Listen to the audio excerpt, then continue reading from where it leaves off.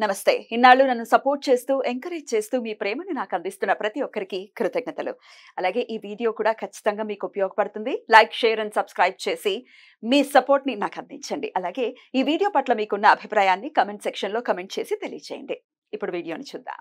నమస్తే, welcome to our channel. నేను పద్మిని. ప్రస్తుతంతో పాటు ప్రముఖ ఆధ్యాత్మికవేత్త, ఆస్ట్రాలజర్, వాస్తు పండితులు, అలాగే న్యూమరాలజిస్ట్ తనిష్క గారు మనతో పాటు ఉన్నారు. మాట్లాడదాం. నమస్తే తనిష్క గారు. నమస్తే అమ్మా. మేడం, కొంతమంది కొన్ని తప్పులు అనివార్యంగా జరిగిపోతూ ఉంటాయి. అంటే అది వాంటెడ్ గా చెయ్యాలి అని చెయ్యరు, జరుగుతూ ఉంటాయి. చిన్న వయసులో జరిగిన తప్పులు అవ్వచ్చు, లేకపోతే ఒక్కొక్కసారి అయ్యో అనవసరంగా తప్పు చేశామే అని బాధపడుతుంటారు. Say for example abortions change చేసుకుంటూ ఉంటారు. మరి ఏం చేస్తారు? గత్యంతరం లేక కొంతమంది ఇంకా రకరకాలుగా చెప్తూ ఉంటారు. కానీ ఎవరి పర్స్పెక్టివ్స్ వాళ్ళకు ఉంటాయి. మనం జడ్జ్ చేయడానికి నేను మాట్లాడట్లేదు. ఒక్కొక్కసారి ఇతరుల ఆస్తుల్ని కాజేయాలి అని చాలా మంది చూస్తూ ఉంటారు. అది డెఫినెట్ గా తప్పు, చాలా తప్పు. ఎవరి ఆస్తుల్ని మనం అలాగా భూముల విషయంలో ఇది జరుగుతూ ఉంటుంది. లేకపోతే ఇంకా ఎవరికైనా అపాయం, ఏదో వాళ్ళకి చెడు జరగాలనో లేకపోతే వాళ్ళ నాశనం అవ్వాలనో కోరుకుంటూ ఉంటారు. అట్లాంటి తప్పులు ఖచ్చితంగా కట్టి కుడిపేటటువంటి పరిస్థితి ఉంటుంది. అందులో ఎటువంటి సందేహం లేదు. నువ్వేం చేస్తే అదే నీకు తిరిగి వస్తుంది. చూస్తూ ఉంటుంది ప్రకృతి. రైట్. అయితే ఈ తప్పుల నుంచి అప్పుడు జరిగిపోయిందండి, మేము చేసాము, ఒప్పుకుంటున్నాం, కానీ అవి మమ్మల్ని చాలా బాధపెడుతున్నాయి, వీటి నుంచి మేము బయటపడాలి అని అనుకుంటే గనక పశ్చాత్తాపంతో ఏదైనా రెమెడీ ఉందా? పశ్చాత్తాపంతో కూడిన రెమెడీ. Okay okay. యాక్చువల్ గా మీరు చెప్పినట్టుగా ఎన్ని పాపాలు చేస్తూ ఉంటారు, తెలియదు. అయితే వాళ్ళు తెలియకుండా చేసే వాళ్ళు కొంతమందిలో, తెలిసే జరిగేది కూడా కొన్ని ఉంటాయి, తెలిసి కూడా చేస్తాం. అవును. అయితే కొంతమంది చూడండి, అంటే యాక్సిడెంట్ చేస్తారు ఏదన్నా, ఇప్పుడు ఏదైనా డాగ్స్ కానీ లేదు ఇట్లా క్యాట్స్ కానీ చనిపోతుంది. లేకపోతే పిగ్ కూడా చూడండి, అడ్డు వెళ్తే అసలు అవి కూడా చనిపోతాయి. అది కూడా పెద్ద దోషం తెలుసు. అసలు అది అయిన తర్వాత ఏమైతుందంటే వాళ్ళ ఫ్యామిలీలో ఎప్పుడు ఏదో ఒక డిస్టర్బెన్స్, ఏదో ఒక సమస్యలు, ఆరోగ్య సమస్యలు ఇట్లా వచ్చేది. అంటే ఇవన్నీ తెలియకుండా చేసేది. ఇప్పుడు ఎందుకంటే మనం మంచిగా హైవే మీద వెళ్తున్నప్పుడు అడ్డంగా సడన్ గా వచ్చేస్తే ఏం చేయలేము, మన ప్రాణాలకు కూడా ఇబ్బంది అయ్యే పరిస్థితి, కొట్టేసి వెళ్ళిపోతాం. ఎందుకంటే ఇవి నేను మీకు ఎందుకు చెప్పాలంటే, కొంతమందులకు అసలు దీనికి ఏం చేయాలి, అసలు ఎవరి దగ్గర వెళ్ళి మనం క్షమించమని కోరుకునేది అంటే, మనకుంటే మన దేవుడి దగ్గర డైరెక్ట్ వెళ్ళినా కూడా తప్పు జరిగిందే కాదని అనుకుంటాడు. కానీ ఏంది, ఈ తప్పు మనం తెలియకుండా చేసాము అనే దాని వల్ల మనకు గురు దగ్గర వెళ్ళి మాట్లాడే అవకాశం దేవుడు ఇస్తాడు. గురు అనేటప్పుడు ఎవరు మనకు అంత తొందరగా ఆ పాపాల్లోంచి తొలగిస్తాడు అంటే దత్తాత్రేయుడు. ఎందుకంటే ఆయన శ్రీ పాద వల్లభ అంటే ఆయన పాదాలు గట్టిగా పట్టుకుంటేనే చాలు మన పాపాలు తొలగిపోతుంది. కానీ ఆయన మొక్కడానికి కూడా చాలా వరకు చూడండి. ఇప్పుడు మేము కూడా ఒకసారి ఏమైతుందంటే, ఇట్లా టూర్స్ వెళ్ళేటప్పుడు అనుకోకుండా అసలు సడన్ గా ఒక డాగ్ వచ్చేస్తుంది.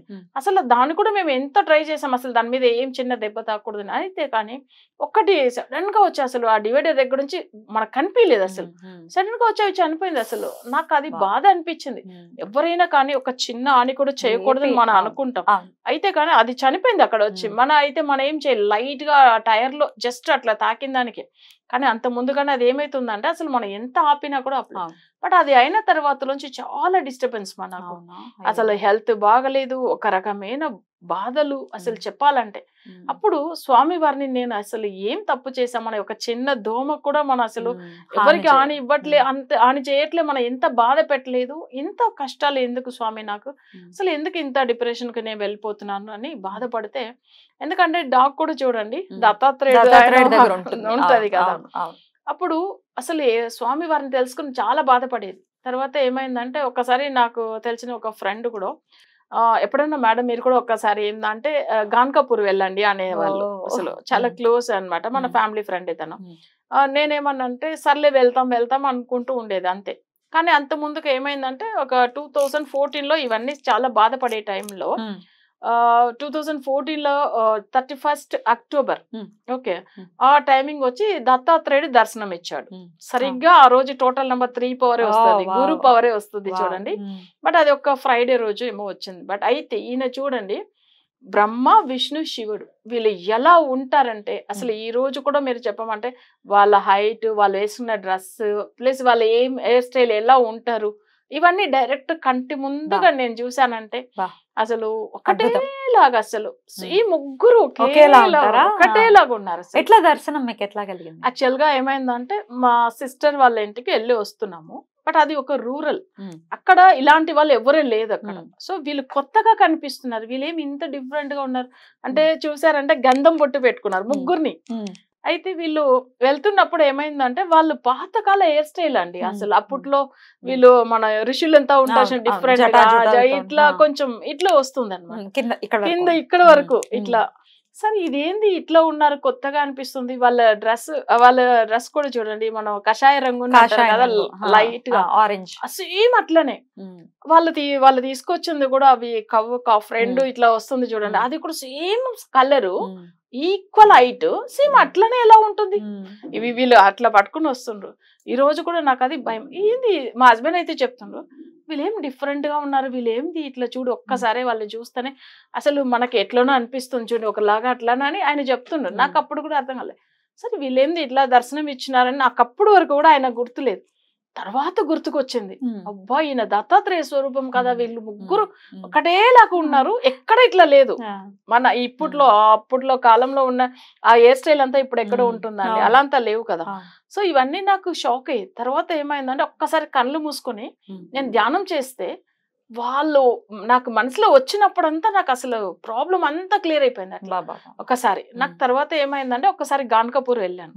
వెళ్ళినప్పుడు ఈయన ఎప్పుడు చెప్పేది మా ఫ్రెండ్, వెళ్ళండి మేడం ప్లీజ్ ఒక్కసారి వెళ్ళిరండి ఆయన దర్శనం చేసి. ఒకసారి వెళ్ళినప్పుడు ఏమైందంటే దర్శనం చేసుకుని వచ్చి కూర్చున్నాను. కూర్చుంటే ఒక డాగ్, అసలు నిజంగా మీరేమని అనుకోండి, అది నన్ను కళ్ళులోంచి అట్లనే కళ్ళు పెట్టి అట్లనే చూస్తూ కూర్చుంది. నాకు భయం, అసలు ఇది ఏంది ఇలా చూస్తుంది. అసలు నేనేం చేస్తున్నా అంటే అయ్యో నాకు చాలా భయం వేస్తుంది. ఏదో చేతిలో స్వీట్ అవన్నీ ఉంటుంది కదా, సో అవి ప్రసాదం కూడా ఇచ్చారు చూడండి, అవన్నీ పెడితే అవి తీసుకోవట్లేదు అప్పుడు కూడా. సరే అది దాని గురించి వచ్చిందో ఏమని, మళ్ళీ నన్ను ఫేస్ లో ఇట్లనే చూస్తుంది, కళ్ళునే చూస్తుంది. మళ్ళీ మా సార్ పక్కన కూర్చుంటాయి, అయ్యో భయం వేస్తుంది అవి తరుము, అస్సలు వెళ్ళట్లే చూడండి. తర్వాత సరే ఏందో మళ్ళీ అర్థం కాలేదు. నాకు అప్పట్లోంచి ఏమైందంటే హెల్త్ బాగా అయింది, అసలు నా కెరియర్ మంచిగా ఉంది, మా హస్బెండ్ కెరియర్ మంచిగా ఉంది, అసలు మా ఫ్యామిలీ ఎంత డెవలప్ అయిందంటే ఆయన ఒక్కసారి దర్శనం ఇచ్చిన దానికి.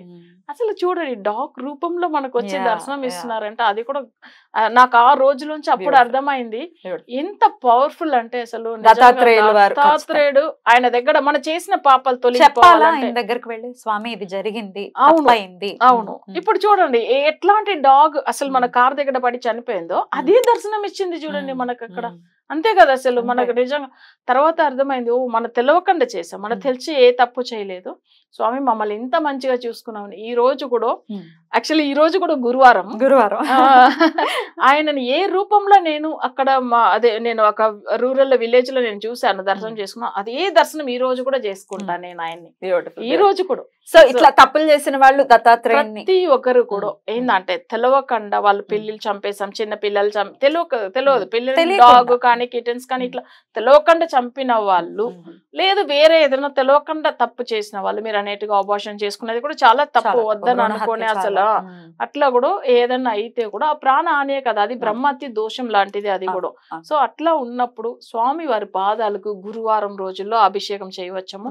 దత్తాత్రేయుడు మంత్రం ఉంటుంది ఆయనకు, జనరల్ గా ఏంటంటే గాయత్రి మంత్రం చదువుకోవచ్చము, లేకపోతే దత్తాత్రేయుడికి ఏం చేయవచ్చమంటే ఆయనకు అభిషేకం చేసి ఆయన పాదాలకు అభిషేకం చేసి, మీరు దత్తాత్రేయ డైరెక్ట్ స్వామి వారు కాదు పాదాలకు అభిషేకం చేస్తేనే చాలు, వేరే ఏం అవసరం లేదు. పాదుకలకు ఆయనకు మనకేందంటే అసలు గురు పాదుక స్తోత్రం కూడా ఉంటుంది, అది చేస్తే కూడా చాలు.